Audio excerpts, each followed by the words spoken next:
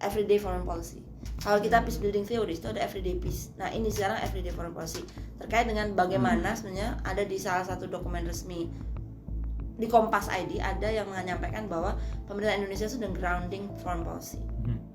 Nah kalau itu berarti memang kita harus memperkecil gap akademia, memperkecil gap antara isu-isu politik luar negeri yang selalu dianggap elitis sehingga bisa nyampe ke masyarakat. Yang kuat bebas ngapain aja, yang lemah akan ditindas. Iya. Itu sampai diulang berkali-kali ya, bukan cuma sekali doang. Sangat ini abad ke-20. Dan kalau ditindas itu salah sendiri karena lemah. Iya.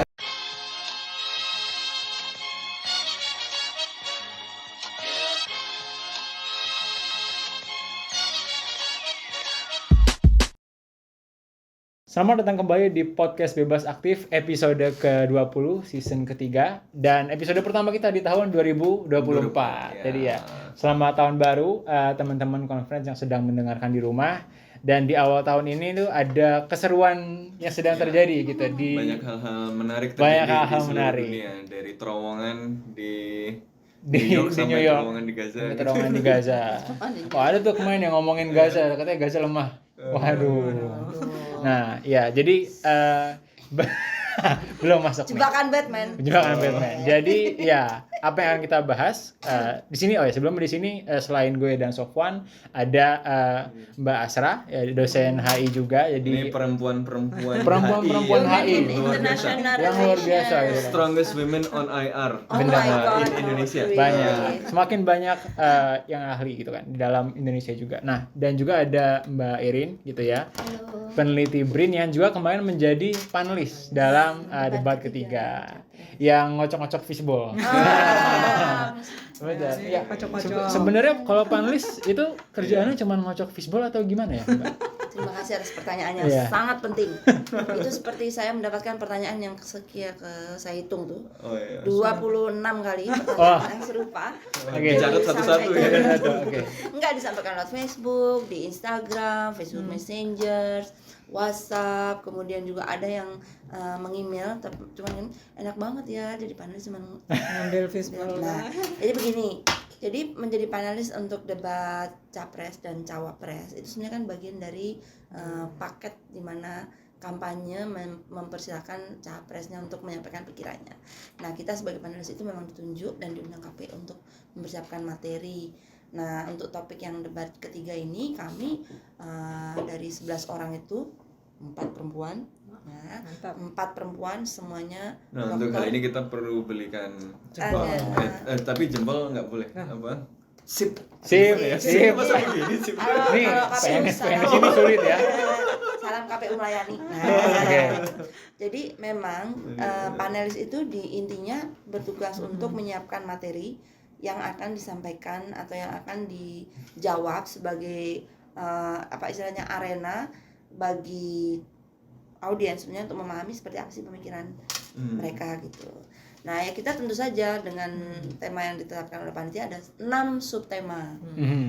Geopolitik, ilmu internasional, globalisasi, foreign policy, kemudian keamanan dan pertahanan. Itu sebenarnya itu kan sebenarnya HI semua. HI semua. Biar ada segmen aja gitu, Mas. Ya, betul. Jadi ada diversifikasinya. Gitu, Ibu. Oke. Ketua jurusan. Oke, baik. Berarti panelis nggak cuma sekedar ngocok fishbowl ya, tapi ada banyak perannya sebelumnya. Cuman kebetulan yang dikocok itu juga didebatkan. Yang dikocok juga didebatkan dulu di dalamnya. Prosesnya menarik tuh juga. Prosesnya menarik. Prosesnya dari apa itu? Yes. Jadi ketika kami diundang itu kan dengan latar belakang kami sebagai peneliti hubungan internasional, dosen hubungan internasional, ada juga yang menjadi bagian dari policy making, ada juga yang sudah lama bergelut dalam isu pertahanan keamanan, dan bukan orang yang asing dengan topik yang diminta. Jadi dengan cepat kami harus bisa ketika kami bertemu merumuskan kira-kira apa isu-isu prioritas dari masing-masing 11. Jadi bisa dibayangkan misalnya diminta dan beda-beda semua kan itu orang. Iya, pendekatan persis. Nah, cuman di sisi lain kami juga menyadari bahwa apa sih purpose-nya, bukan untuk mempersulit atau mempermalukan bukan untuk mempermalukan capres, tapi untuk menyampaikan bahwa mereka memang tahu ini prioritas dalam konteks politik luar negeri Indonesia. Jadi kami dengan sebaik mungkin merumuskan apa saja prioritas pertanyaan prioritas isu ya berdasarkan 6 subtema. Kemudian diartikulasikan ke dalam bentuk pertanyaan-pertanyaan. Tentu saja misalnya saya sebelum berangkat tuh saya udah menjaring sumber-sumber ya, baik dari Twitter, termasuk tweetnya kawan-kawan Sofwan masuk ya kan, termasuk yang kritis terhadap isu misalnya topik Rohingya ya kan. Saya masukin dari Mbak Irin, dari Mbak Evi. Betul. Mantap. Buka dapur. Nah, ya kan. Nggak boleh ya? Boleh. Nggak apa-apa. Kan ada Profesor Evi di situ. Iya, ada Prof. Kemudian ada juga dari teman-teman di BRIN sendiri yang memang riset soal respon dan lain sebagainya. Jadi masing-masing orang yang datang tuh nggak kosong. Betul. Tapi mereka sudah punya kira-kira dengan posisi saya di situ itu apa kan kita juga salah satu misinya kan istilahnya ya ingin juga membantu proses demokrasi yang berlangsung ya kan. Jadi ya sebaik mungkin kita siapin. Nah proses diskusinya sendiri memang makan waktu 2 hari 2 malam. Semua dibahas, jadi kita membahas. Ada karantina gitu ya katanya. Harus karantina karena itu semata-mata karantina itu membuat orang fokus, jadi nggak double mikirin ABCD gitu. Sofwan ABCD. Sorry Sofwan. Ya, jadi kita saya dipikirkan para panelis. Kadang-kadang kita ngecek juga kan, oh ini publik ini begini, jadi kira-kira misalnya nih ada pro kontra soal pengungsi Rohingya kan, kita melihat itu. Nah, itu banyak pertanyaan tuh, kok nggak muncul? Exactly. Nah itu nanti kita sampai kepada sistemnya mungkin. Nah itu memang wewenang KPU dan posisi saya memang tidak untuk mengkritisi sistem yang dilakukan KPU. Iya, jadi polisinya tidak mengkritisi ya? Ya polisinya saya tidak mengkritisi. Tapi tidak mau komentar. Kalau nggak mau komentar, sebenarnya mau mengkritisi berarti. Ini itu kan kesimpulannya bisa disimpulkan sendiri. Wawancara handal tuh saya dengan jebakan Batman. Tadi saya sebelum kita mulai udah ada disclaimer. This I can answer, this cannot. Tapi begini, saya tadi ketemu kuncinya everyday foreign policy. Kalau kita peace building theory itu ada everyday peace. Nah ini sekarang everyday foreign policy terkait dengan bagaimana sebenarnya ada di salah satu dokumen resmi di Kompas ID ada yang menyampaikan bahwa pemerintah Indonesia sudah grounding foreign policy. Nah kalau itu berarti memang kita harus memperkecil gap akademia, memperkecil gap antara isu-isu politik luar negeri yang selalu dianggap elitis sehingga bisa nyampe ke masyarakat. Misalnya pertanyaannya gini, kenapa sih kita harus pusing soal Rohingya? Ya kan? Kenapa kita harus pusing soal Palestina? Kenapa kita harus pusing soal Ukraine? Kenapa? Ya kan? Nah, ada itu di alinea keempat Undang-Undang Dasar 45. Tujuannya ketertiban dunia, konsensus pada perdamaian, mewujudkan ketertiban dunia berdasarkan kemerdekaan, perdamaian abadi dan keadilan sosial. Nah, itu kan jembatan emas menuju kemerdekaan itu kan ada dari instrumen politik foreign policy, tapi juga misalnya apa nih yang menurut kita semua di sini penting? Restrukturisasi infrastruktur Kementerian Luar Negeri lah, atau meredefinisikan free and active foreign policy lah. Nah, dengan kerangka ini maka kita menyusun pertanyaan. Ini adalah pengetahuan yang dimiliki oleh para panelis. Gitu. Jadi paling tidak ya yang saya tahu sebagiannya memang punya orientasi kita mereka-reka. Gitu. Jadi semua mendapatkan adil dan merata dengan sistem yang ambil. Nah, mungkin ada downside-nya, ada upside-nya. Yang maksudnya pertanyaan-pertanyaan yang terbaik gitu ya. Kadang-kadang yang jadi isu utama yang menarik misalnya tadi Rohingya tadi nggak muncul. Palestina pun nggak muncul. Pada itu isu sangat yang penting walaupun ada yang statement semuanya kayaknya nyebut Palestina. Iya kan? Ganjar nyebut, Anies nyebut, Prabowo juga nyebutkan. Cuma itu tadi karena modelnya seperti itu ada isu-isu penting yang menurut saya bisa dimunculkan. Kemudian jadi nggak muncul sedemikian rupa gitu ya, jadi agak nggak balance. Isu migran misalnya ya, perlindungan gitu ya, itu nggak muncul juga di saat debat kemarin gitu ya. Sudah soalnya nggak muncul, perdebatannya juga. Tapi keahliannya Mbak Asra muncul. Soft ASEAN kita anggap oke lah, nggak apa-apa. Jadi kita juga mikir it's fine. Pilihannya ada ASEAN, ada SOT ya kan? Ya. Tapi kalau misalnya kita komentari dari yang agak politik dulu nih, kita secara keseluruhannya. Nah, itu sebenarnya apakah dari perdebatannya itu kan sangat kita udah lihat ya diwarnai banyak serang menyerang gitu lah kalau bahasa kasarnya, banyak kritik gitu.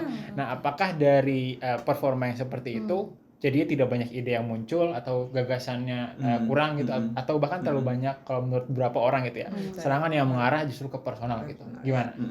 Ya, pertama kan penting untuk melihat debat ini sebagai bagian dari proses demokrasi ya. Bagaimana kemudian ketika kita mau memilih, kita tahu yang mau dipilih itu sebenarnya seperti apa yang mau dia tawarkan. Tapi juga nggak cuma apa yang mau ditawarkan. Orang kalau nawarin tapi dia nggak kredibel kan juga problematik gitu kan. Jadi dia menawarkan apa, visi misinya apa, sekaligus juga apakah dia yang menawarkan ini bisa menjamin bahwa dia bisa deliver itu gitu kan. Nah karena itu memang kemudian debat ini kita harapkan kan sebenarnya menjadi proses untuk membongkar itu semua. Jadi in a way debat yang tajam itu justru bagus gitu. Kenapa? Karena kalau debatnya makin tajam, makin bagus, kita makin tahu perbedaannya, kita makin tahu sebenarnya posisinya masing-masing di mana. Soalnya kalau nggak pakai debat, kalau cuma presentasi visi misi, akan hampir sama semua gitu. Pasti semuanya rujukannya nanti undang-undang, nanti Pancasila, nanti normatif nanti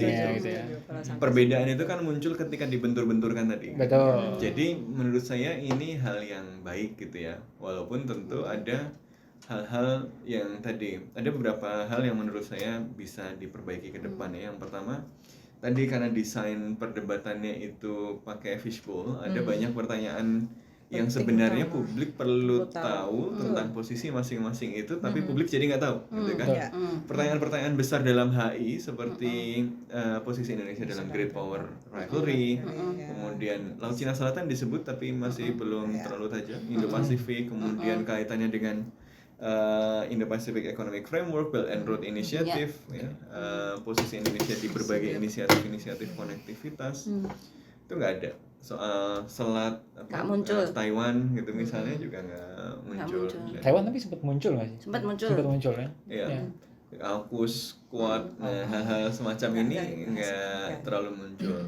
Nah ini yang padahal di era yang diwarnai dengan apa ya, perubahan global yang sangat cepat ini kan peta yang besar itu penting gitu loh. Nah ini yang kemarin nggak terlalu kelihatan.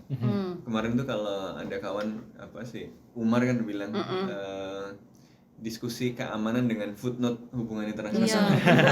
Jadi yang banyak jadi kayak footnote ya. nyambungnya. Benar. Kebetulan yang ditanya kebanyakan soal keamanan. Kenapa? Menurut saya salah satunya karena salah satu kandidatnya adalah Menteri Pertahanan yang sedang menjabat. Itu dilematisnya begitu. Sehingga kadang susah dibedakan gitu kan. Kapan dia Menteri Pertahanan dan kapan dia kandidat. Tapi sebaiknya saya memang berbeda. Tidak dibedakan. Iya. Itu dari 6 klaster itu semua ada, termasuk yang Taiwan Strait, Migrant dan lain sebagainya. Itu ada semua. Memang ya memang nggak tertarik.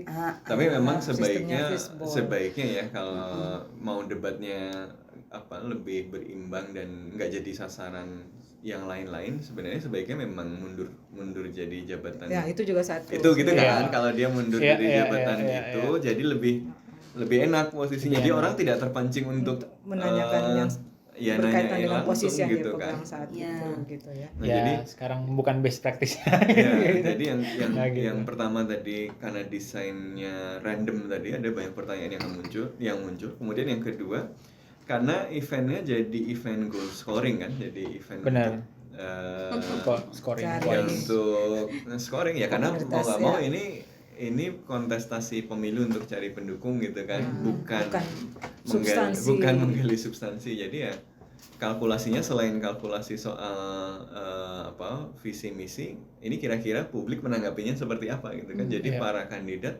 secara wajar dan bisa diduga sebenarnya itu akan mengoptimalisasi forum ini untuk kemudian mendapatkan simpati publik ya. Ada yang simpatinya dengan menghadirkan kontras sekeras-kerasnya ya, supaya yang undecided ini kemudian bisa milih jelas gitu karena perbedaannya jelas gitu kan. Tapi ada yang nanti setelah itu memobilisasi orang nangis-nangis gitu juga ada gitu kan. Ada juga. Jadi ini part of the story yang kemudian membuat substansinya memang jadi agak terbatas. Tapi menurut saya tetap penting. Tetap gini.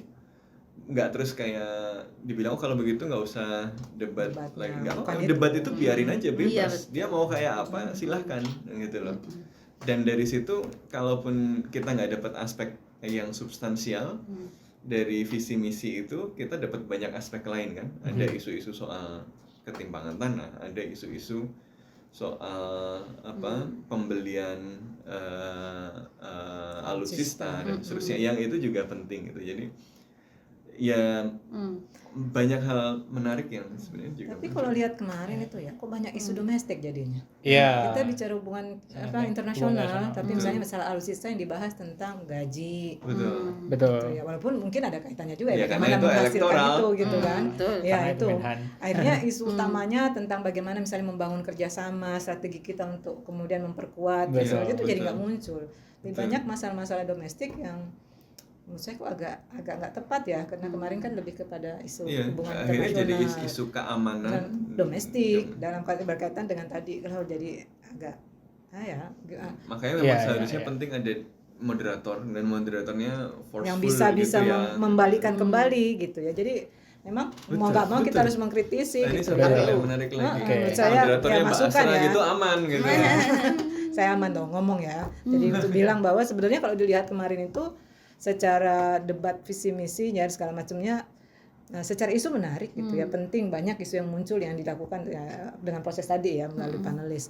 Cuma ya itu tadi akhirnya, tapi pembahasannya agak di permukaan karena juga saya khawatirnya juga para capres melihatnya substansi menjadi nggak penting karena yang dicari suara. Karena yang penting Akhirnya dimainkan audiens tadi, isu-isu yang kemudian memang sebagian besar masyarakat kita nggak paham karena tadi isunya elitis gitu ya.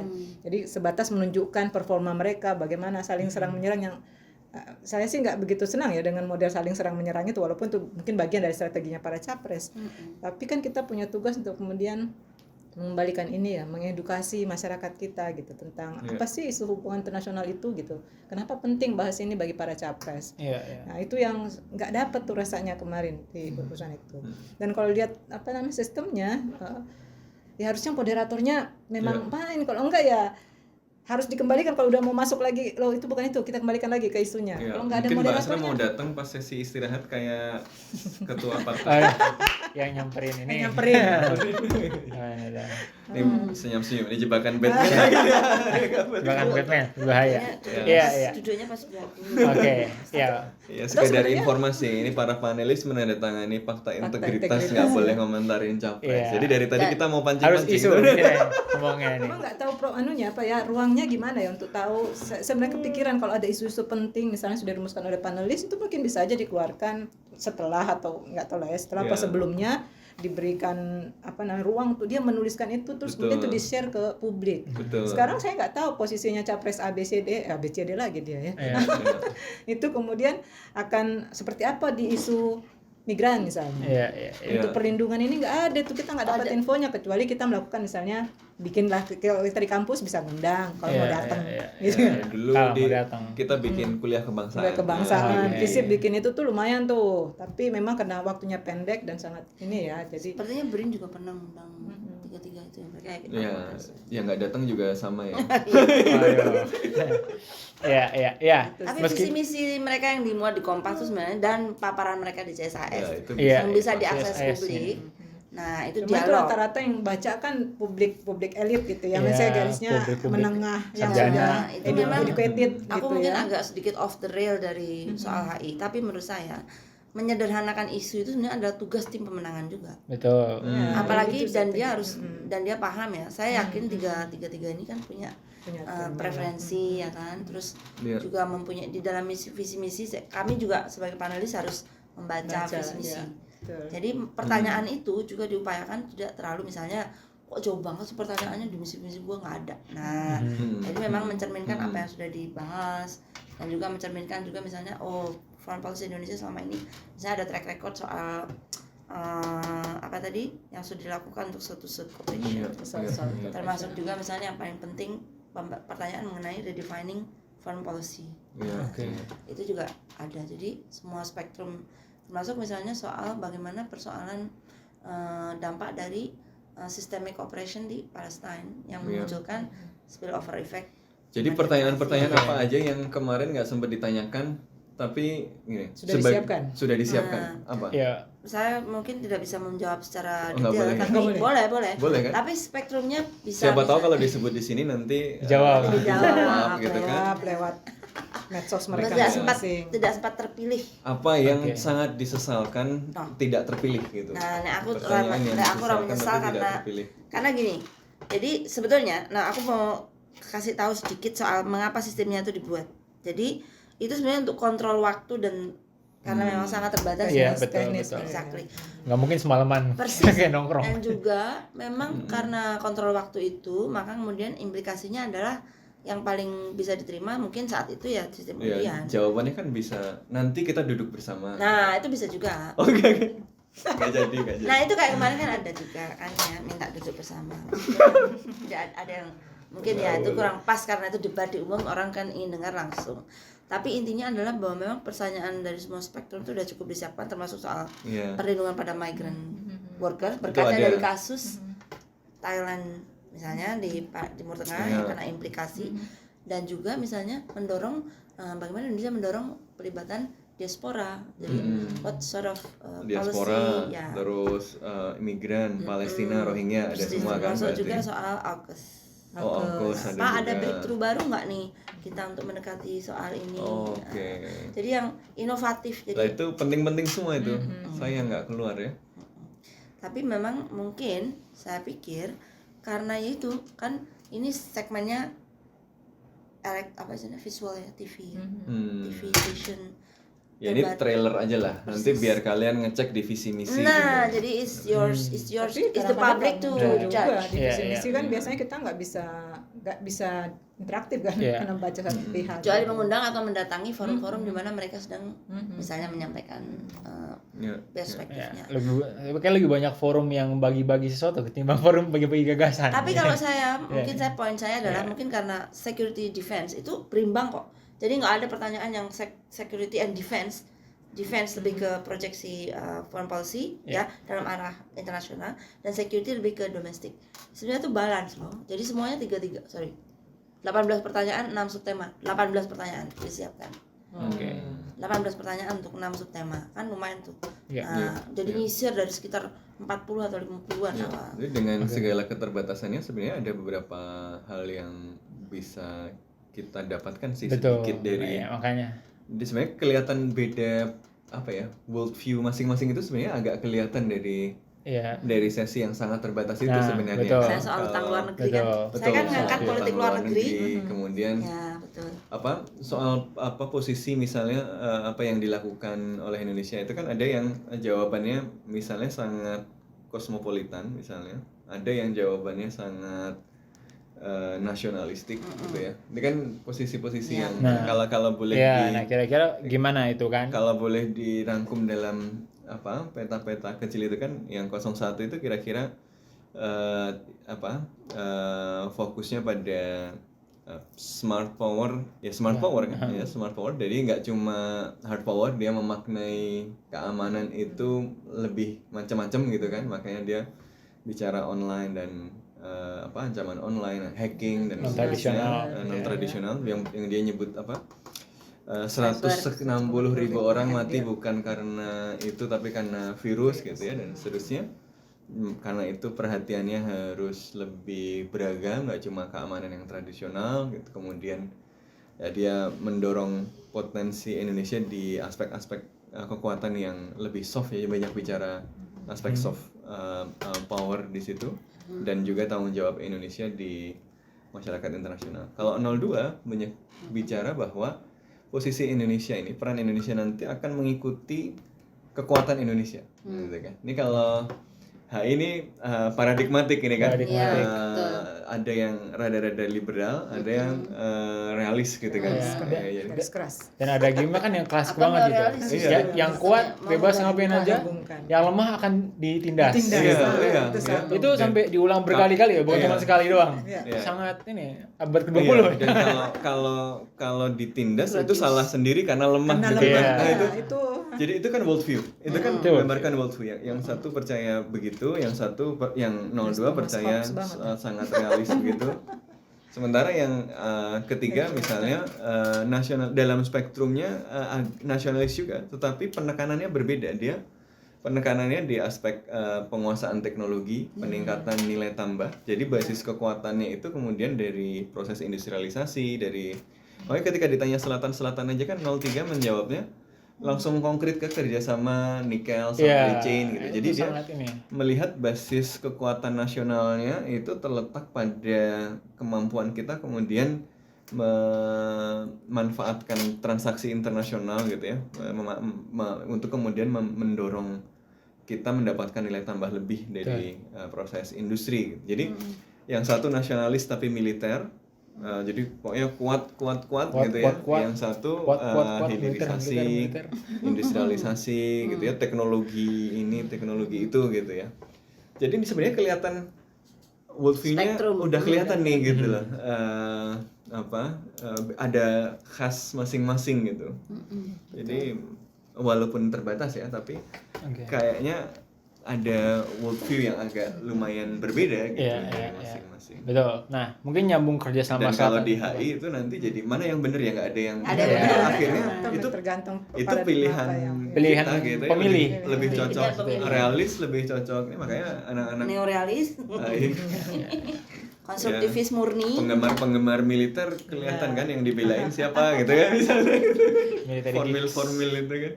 Nah tapi ya anyway, ya itu memang kemudian, dan itulah yang kemudian membantu kita memilih kan. Ya memang Anda kecenderungannya seperti apa, worldview Anda seperti apa.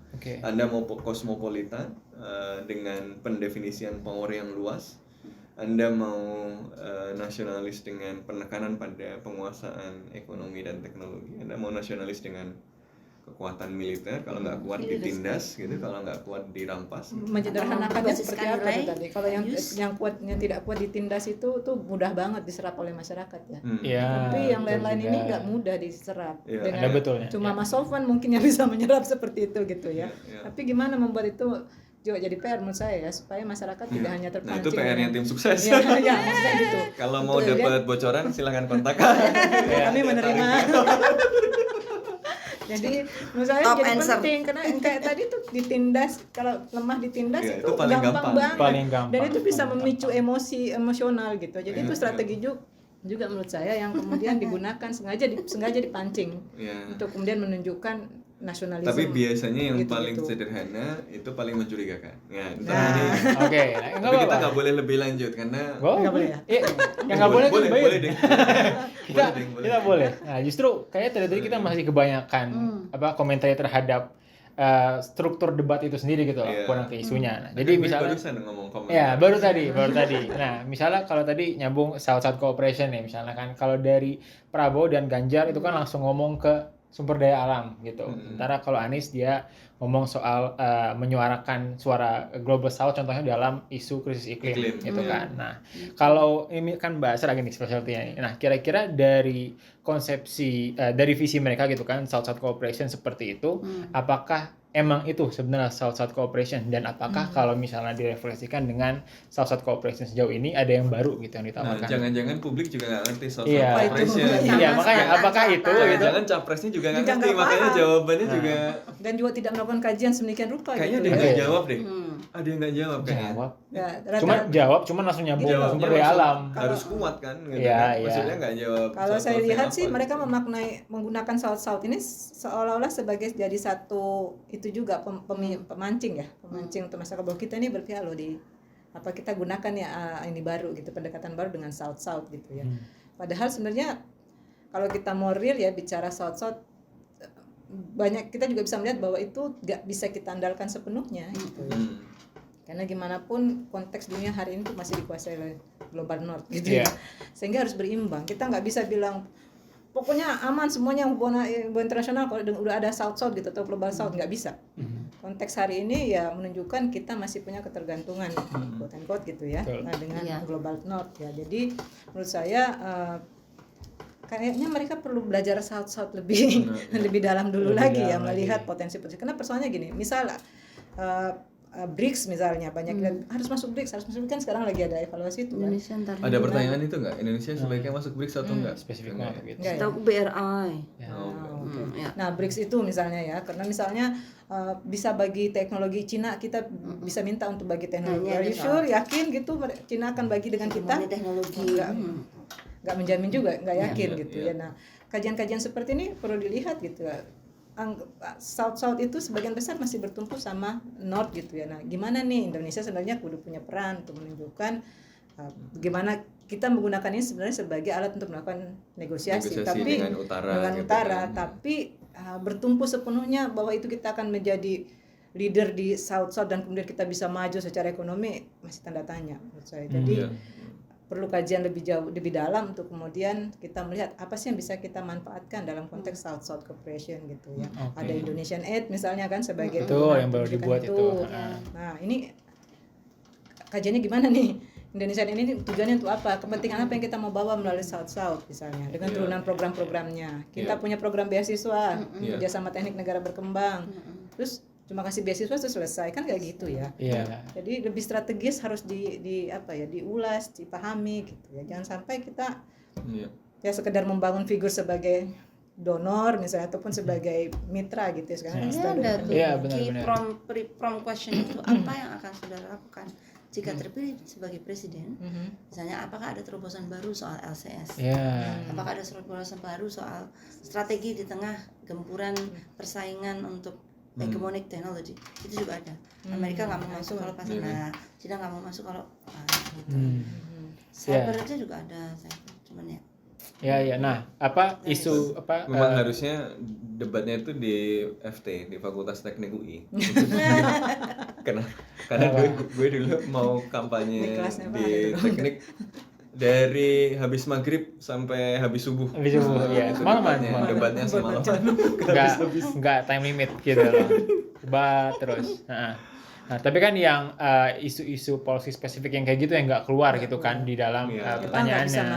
Kalau visi misi doang, saya udah wawancara di Moji TV tuh. Gimana visi misi? Saya bilang saya nggak komentarin visi misi. Pasti basisnya untuk kepentingan bangsa. Semua pasti akan pada titik itu. Sekarang persoalannya bagaimana programnya, apa strateginya, konkretnya apa yang ditawarkan, itu gak keluar tuh. Nah, tapi jangan lupa segmen debat yang terakhir itu sebelum pembacaan pertama visi misi, kemudian pertanyaan dari panelis, ada 6 pertanyaan ya kan. Kemudian pertanyaan di antara mereka sendiri. Nah, ini yang publik juga bisa melihat apa yang disampaikan. Itu kan juga artikulasi dari mereka. Iya tadi sayangnya di sesi ini jadi sesi lebih ke sesi main bola kan, sesi goal scoring gitu. Main bola.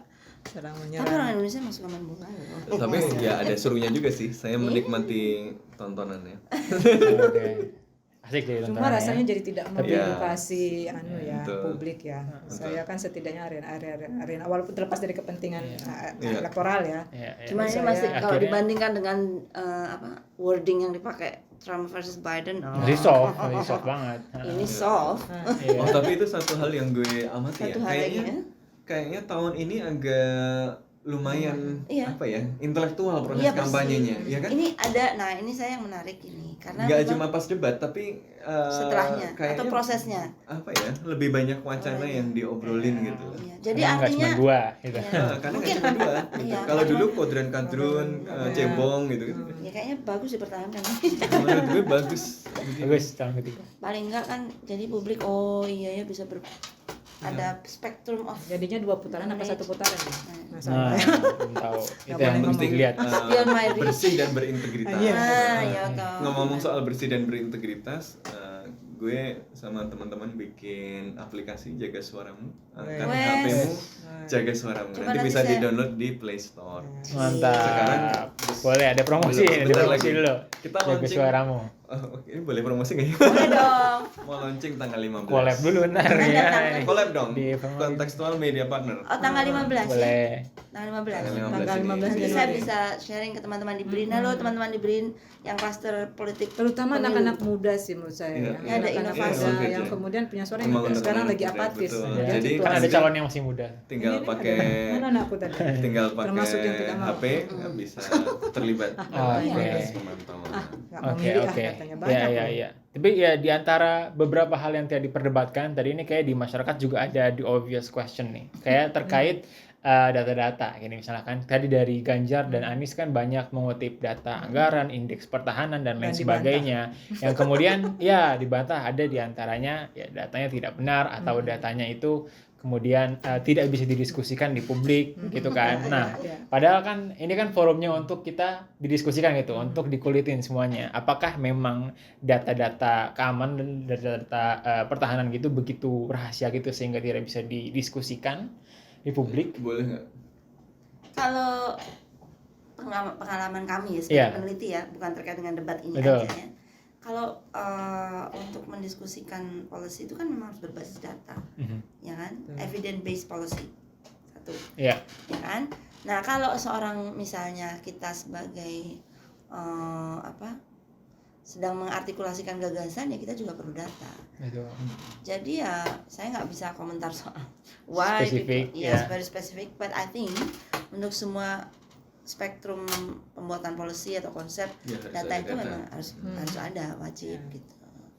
Soal penyajiannya kan mana data yang rahasia dan mana data yang rahasia, dan itu politis gitu kan. Nah kalau udah sampai situ kan tapi diatur juga di undang-undang katanya. Iya, undang-undang kebebasan informasi. Iya. Kan? Ya tapi bahkan ketika sudah di undang-undang kayak HGU itu kan sebenarnya sudah ada tuntutannya dan sudah diputuskan bahwa itu harusnya masuk data yang bisa dibuka untuk publik. Tetapi sampai sekarang pemerintah kan tidak membuka data itu. Gitu. Jadi legally seharusnya bisa dibuka, tetapi kemudian masih diperlakukan sebagai rahasia negara gitu kan. Jadi ada gap antara hukum dan kemudian implementasinya gitu. Oke. Ya berarti yang dirahasiakan ini politis juga sepertinya. Atau gimana rahasia nih? Itu ya itu politis gitu kan. Sesuatu itu kemudian diputuskan sebagai penting untuk tidak diketahui publik adalah orang yang memiliki penilaian dan dengan demikian kepentingan pada informasi itu kan. Betul. Ya bedanya kan kalau undang-undang itu kan melewati proses legal gitu kan, mendefinisikan suatu rahasia. Kalau yang enggak ya main rahasia-rahasiaan aja berarti gitu. Beda gitu kan. Ya jadi sangat disayangkan mungkin kalau dalam hal ini ada jadi di satu segmen terkait data-data pertahanan. Mungkin harus clear sih kalau data pertahanan yang nggak boleh itu kan yang kira-kira kalau diketahui publik intelijen. Iya, intelijen gitu. Persiapan surveillance. Tapi kalau misalnya proses pengadaan seperti apa, benarkah ada gosip soal kronisme dan seterusnya, rasanya itu dalam kepentingan publik untuk mengetahui gitu kan. Public interest. Dan kayaknya beberapa waktu sebelumnya juga sudah sempat ramai kan, bahkan stafnya Ibu Menteri Keuangan kan sempat bikin Twitter kan untuk menjelaskan itu kan. Jadi sebenarnya dibahas aja bagus gitu. Ya. Klarifikasi yang hanya mengklarifikasi bagian Kemenkeu-nya doang. Klarifikasi tapi nyalahin lagi. Kacau banget tuh. Klarifikasi lempar bola. Iya. Oke. Jadi itu tadi terkait pertahanan dan keamanan ya. Terus satu lagi yang menarik juga yang lebih HI ini terkait Laut Cina Selatan juga, ya kan. Nah, ada satu paslon yang jawabannya tetap kuat-kuat gitu. Kuat-kuat militer kuat. Nah, cuma ada ide juga yang menarik juga, yang satu misalnya paslon 01 kan kembali ke ASEAN, sementara paslon 02 melihatnya ASEAN ini kan ada mati kutunya juga gitu, akhirnya nggak jalan, dan kemudian justru mengajukan solusi lain seperti temporary agreement. Nah sebenarnya gimana nih, Indonesia kan ya primus inter pares di ASEAN, nah, tentu akan sangat penting pada pendapat para capres ini gitu. Gimana Mas? Kalau gue gini, Laut Cina Selatan itu isu yang sangat sulit gitu, jadi mungkin sampai rambut gue full putih juga. Sekarang belum. Mungkin belum selesai gitu. Udah ada yang putih, udah selesai dong berarti. Full putih semua. Iya. Sampai sudah ada yang putih. Jadi kan yang penting adalah bagaimana apa yang terjadi di Laut Cina Selatan itu kemudian tidak menjadi titik api bagi konflik yang lebih luas gitu kan. Iya. Jadi kan gini, kenapa ini dianggap masalah? Karena persoalan teritori. Persoalan teritori itu jadi masalah karena kita menganggapnya jadi masalah karena frame berpikir Westphalian kan. Yang ini kedaulatan itu berimpitan dengan wilayah. Jadi walaupun itu berimpitan di wilayah yang jauh dari penduduk, yang ini aja orang rame dan siap perang untuk itu gitu kan. Yang sebenarnya ada banyak cara lain untuk mengelolanya. Jadi tapi menurut gue ya, negara-negara ini kan sebenarnya kepentingan utamanya nggak langsung mengolah apapun yang ada di situ, tapi yang lebih dekat kepentingannya adalah bagaimana perbedaan-perbedaan ini kemudian tidak menjadi konflik terbuka yang kemudian menjadi instabilitas bagi fondasi pertumbuhan di kawasan gitu. Ini kawasan yang paling tumbuh hampir di seluruh dunia saat seluruh dunia resesi. Ini adalah salah satu kawasan yang masih tumbuh. Dan tumbuhnya ini, ekonominya sehat ini hanya karena di atas fondasi stabilitas politik. Dan Laut Cina Selatan adalah titik api yang bisa menghancurkan stabilitas itu. Jadi menurut gue concern utamanya, soal menyelesaikan klaim wilayah itu penting, tapi lebih penting untuk kemudian menjaga stabilitasnya itu gitu kan. Jadi ya menurut gue yang penting adalah kita menghadirkan sebuah framework untuk mencegah konflik terbuka itu jadi dan mencegah negara yang lebih kuat misalnya mendefinisikan solusinya secara sepihak. Jadi sekarang ini yang separuh udah coba dikelola melalui negosiasi COC yang hampir 20 tahun itu kan. Itu untuk COC. Itu sebenarnya kan COC kan sebenarnya cuma code of conduct, dia tidak untuk menyelesaikan masalah kan, untuk biar nggak ribut aja, biar tahu caranya gimana.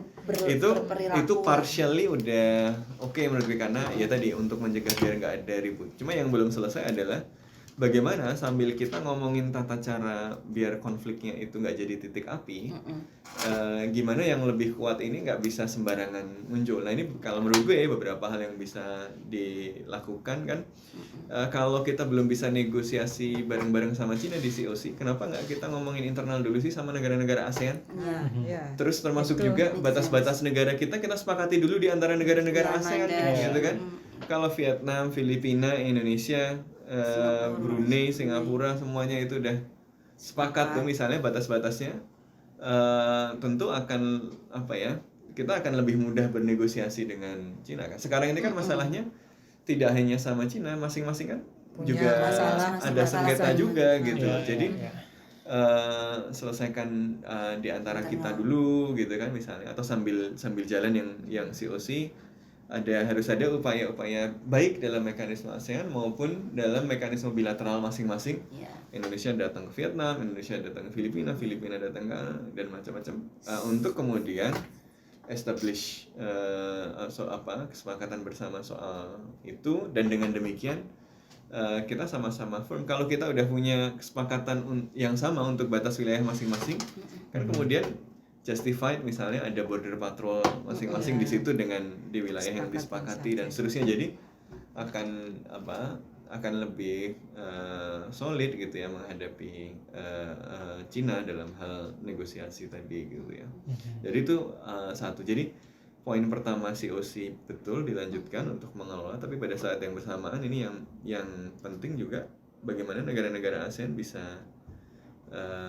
mendorong penyelesaian di antara mereka sendiri juga gitu ya. Lalu mungkin ya ada beberapa hal yang bisa dicoba juga, kayak ada poin benar bahwa kita misalnya harus show of force kan, misalnya ada joint patrol gitu ya. Joint patrol sih oke. Cuma jangan sampai kemudian memicu juga memprovokasi. Ya cuma ini kan kayak chicken game. Yang takut duluan itu yang mundur.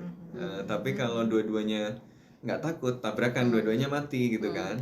Jadi kan poinnya adalah kita nggak chickening out dari awal, jadi kita rugi banget. Tapi begitu mau tabrakan, kita harus tahu kapan kita harus banting setir gitu loh. Gitu.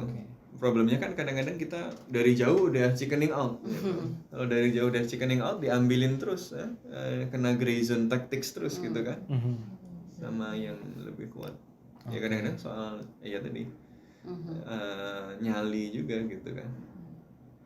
Iya. Tapi sepakat lah tadi. Sebenarnya kestabilan itu yang paling penting sih ya dimunculkan ya oleh semua negara, bahwa kestabilan di wilayah itu menjadi penting gitu kan. Karena tadi ya konteks pertumbuhan segala macam kan bergantung pada stabilitas ya. Betul. Jadi memang pandangan seperti ini yang kudu kuat ya di antara negara-negara yang terlibat supaya bisa menahan diri. Menahan diri. Sebenarnya dulu pernah ada ide untuk pengelolaan bersama kan ya, pengelolaan bersama wilayah Laut Cina Selatan. Kenapa enggak itu juga yang diupayakan menurut saya, karena terlepas dari persoalan sovereignty ya, kedaulatan. Dulu Filipina sama Cina sempat jalan zaman Duterte kan ngomongin soal itu. Sempat ada ide-ide begitu ya, kenapa nggak itu lagi yang dicoba? Karena misalnya Cina punya ya sekarang lagi ini ya, lagi punya kemampuan tuh itu. Nah, tapi saya nggak tahu seberapa jauh kemudian nanti perhitungan kalkulasinya. Kalau situasinya tidak seimbang gitu itu kan. Agak sulit seperti apa. De facto capitulation gitu kan. Nah, tapi ya itu sih kalau menurut nanti saya jadi kayak itu kerajaan-kerajaan di pesisir Sumatera itu kan statusnya sebenarnya sama Belanda sejajar, tapi mereka terikat dalam perjanjian kerjasama yang sebenarnya menjajah mereka gitu kan. Pada saat yang sama. Nah itu kan maksudnya itu mungkin bisa jadi opsi, tapi dengan satu kesepakatan yang bisa lebih lebih berimbang gitu ya. ASEAN misalnya, kalau sulit juga ya kalau ASEAN, kita fokus ke ASEAN dulu juga, padahal ini ada persoalan ya. ASEAN ini kemudian menyelesaikannya juga enggak hari ini ya. Enggak hari ini kita ngomong, setahun kemudian beres, boro-boro setahun juga ya, meskipun bisa bertahun-tahun. Laut Cina Selatan juga sama, kita nggak bisa pakai satu resep kemudian selesai. Jadi memang butuh waktu, butuh proses yang harus dijaga, bagaimana masing-masing ini bisa punya membangun confidence building measures itu loh ya, mutual trust di antara semua yang terlibat, supaya paling penting dulu menahan diri sih menurut saya ya, supaya itu tadi kuncinya stabilan di wilayah itu menjadi penting gitu. Masih jadi panglima soal stabilan wilayah dan sebagainya. Dan ASEAN menurut saya masih bisa sih, bisa dipakai gitu ya. Saya agak pesimis kalau melakukan reformasi dengan konteks sekarang kita di ASEAN kan ada ide-ide gitu kemarin ya kalau nggak salah ya muncul. Revitalisasi ASEAN. Ini muncul persoalan baru, belum selesai yang satu, baru lagi nih urusannya melakukan revitalisasi, bukan hari ini kita ngomong setahun beres gitu. Tapi saya setuju bahwa ada hal yang harus revitalisasi dari ASEAN kan. Ya, cuma kan harus dilihat juga bahwa kemudian proses ini tuh ada yang butuh penanganan dalam jangka pendek, jangka menengah, jangka panjang. Nah, mana dulu nih revitalisasi ini kita mulai dulu wacananya, itu kan butuh proses gitu ya, bukan sesuatu yang hari ini kita semuanya setuju. Normal klasik gitu ya. Gitu. Jadi menurut saya agak ya sejauh ini bisa lah digunakan dulu ya sementara apa yang bisa di ASEAN ini. ASEAN Centrality. Kemarin kesebut ya, ASEAN Centrality nggak kesebut ya? Nggak kesebut, tapi ASEAN-nya. Tapi ASEAN-nya lumayan. Kesebut. Tapi memang ASEAN Centrality itu mungkin keyword yang belajar high banget.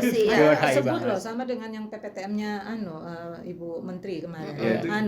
Poros maritim. Oh iya. Nggak disebut sama sekali. Di debat capres kemarin juga nggak ada yang munculin poros maritim lagi. Poros apakah maritim akan berlalu? Bahan kampanye 2019. Iya, apakah akan berlalu gitu ya? Tapi ada yang sebut ya. Kalau nggak salah paslon capres 3 kan nyebut Garda Samudra. Tiga. Oh iya, Garda maritim apa Garda Samudra? Garda Samudra ya, Garda Samudra. Oke.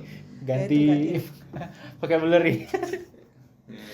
Nah itu tuh isu-isu yang sebenarnya masih tetap penting ya, whatever artinya istilahnya, tapi maritim itu sudah kita akui bahwa itu bagian penting dari kita juga. Kenapa kemudian itu nggak jadi satu bahasan yang nggak keluar bahkan di PPTM-nya Bu Menlu juga nggak keluar pembahasan tentang maritim itu. Betul. Nah, jadi ada banyak. Lawan di kampanye 2019 aja nggak keluar kok. Bukannya justru keluarnya 2019? Apa 2014 muncul. Keluarnya 2014. 2019 sudah nggak muncul lagi. 2014 ya pertama kali muncul. 2014 aja berarti itu. Udah nggak ada yang follow up lagi ide. Jadi kan kita lihat ternyata jawaban dari isu-isu HI dan keamanan itu kan sebenarnya harus sangat sophisticated gitu kan. Ada banyak isu-isu. Nggak cukup jawabannya cuma sekedar harus kuat, harus powerful gitu ya. Dan ini menjadi debat menjadi wadah untuk kita mengeksplor dari ide-ide itu ya, untuk grounding international relations, untuk grounding foreign policy Indonesia. Dan oleh karena itu ini kan baru debat ketiga ya. Mungkin kalau bahasan terkait HI, keamanan dan globalisasi sampai di sini dulu gitu ya. Meskipun masih akan menjadi bahasan-bahasan terus ke depannya. Dan untuk para pemirsa di rumah, para conference, jangan lupa juga untuk terus tonton debat-debat selanjutnya dan podcast Bebas Aktif yang akan terus ikutin terus Pilpres tahun 2024. Thank you semuanya. Sampai ketemu lagi. Bye bye.